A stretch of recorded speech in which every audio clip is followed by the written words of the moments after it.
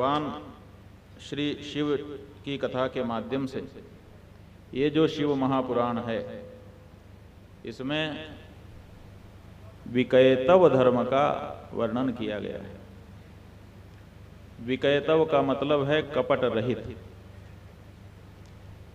कपट धर्म एक होता है और एक कपट रहित धर्म होता है। आप में से कुछ लोग जानना चाहेंगे कि आखिर ये कपट रहित और कपट सहित धर्म कौन सा होता है। तो आप जान लीजिए कि प्रेम समझ लीजिए। कोई आपसे प्रेम करता है या आप किसी से प्रेम करते हैं। आप कहते हैं मैं आपसे प्रेम करता हूं,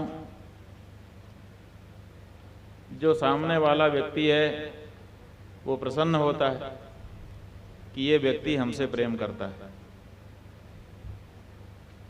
और फिर वो भी आपके ऊपर पलट करके प्रेम करता है। अब जब पलट करके प्रेम करता है और आप देखते हैं कि अब ये भी हमसे प्रेम करने लगा, तो आप एक मांग सामने रख देते हैं कि हमारे लिए ये कर दीजिए।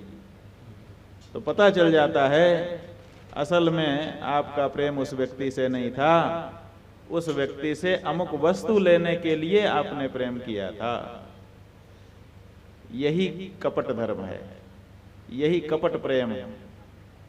कहना तो यह है कि हम आपको प्यार करते हैं, लेकिन सच्चाई यह है कि प्यार किसी और ही वस्तु से हो रहा है जिसकी आकांक्षा मन में है। चूंकि आपके माध्यम से वो आकांक्षा पूरी हो सकती है, इसलिए आपको भी प्रेम हो रहा है। इसी का नाम है कपट धर्म। भगवान से आप प्रेम कर रहे हैं तो आपको क्या चाहिए?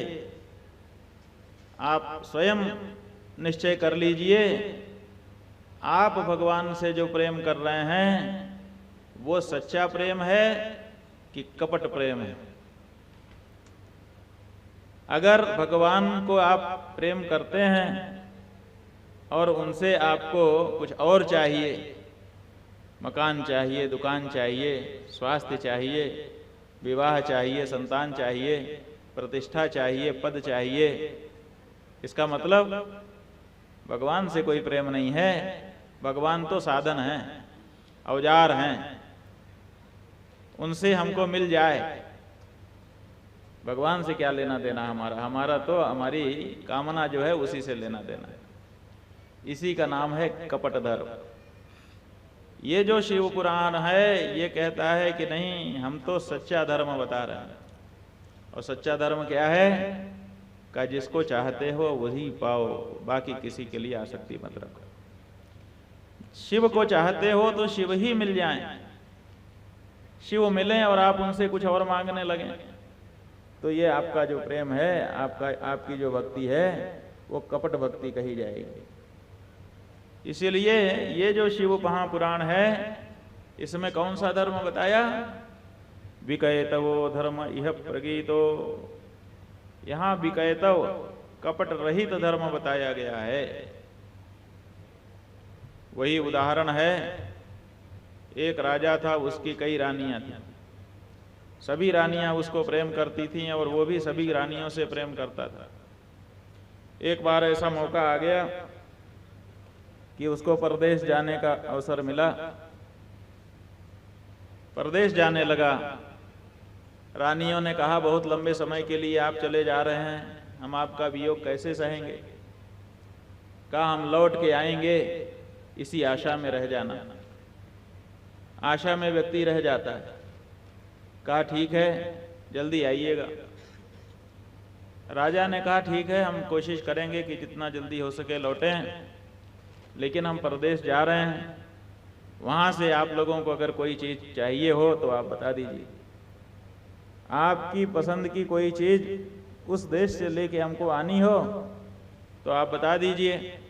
तो सब बताने लगी। राजा ने कहा बताओ नहीं, हम भूल जाएंगे। अपने अपने कागज पे अपने अपने हाथ से लिख दो कि किसको क्या चाहिए। जब हम लौटने लगेंगे तो सबके लिए लेते आए। तो सब ने अपनी अपनी चिट्ठी लिख करके मोड़ करके दे दी।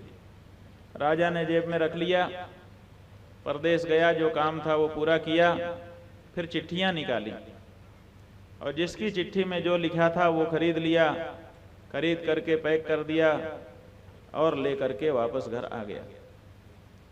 जब घर में वापस आया तो सारी रानियां दौड़ के आईं, स्वागत सत्कार हुआ। राजा ने कहा आप सबके लिए जो जो चाहिए था ले आए हैं। सब रानियां प्रसन्न हो गई। राजा हमसे कितना प्रेम करते हैं, हमने जो चाहा था परदेश जाकर के भी उसको याद रखा, याद ही नहीं रखा, उसको खरीदा, खरीद करके ढोया, ढो करके लेकर के आ गए और आज हमको प्रदान कर रहे हैं। ऐसा प्रेम करने वाला पति भगवान करे सबको मिले। तो रानियां सब आ गईं, मन में बड़ी प्रसन्न थी।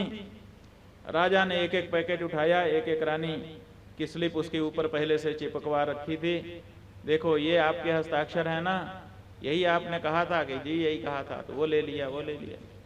सब रानियों ने अपना अपना उपहार जो कुछ लाया गया था वो ले लिया। एक छोटी रानी थी, वो पीछे खड़ी रही और फिर वहीं से प्रणाम करके अपने कमरे में चली गई।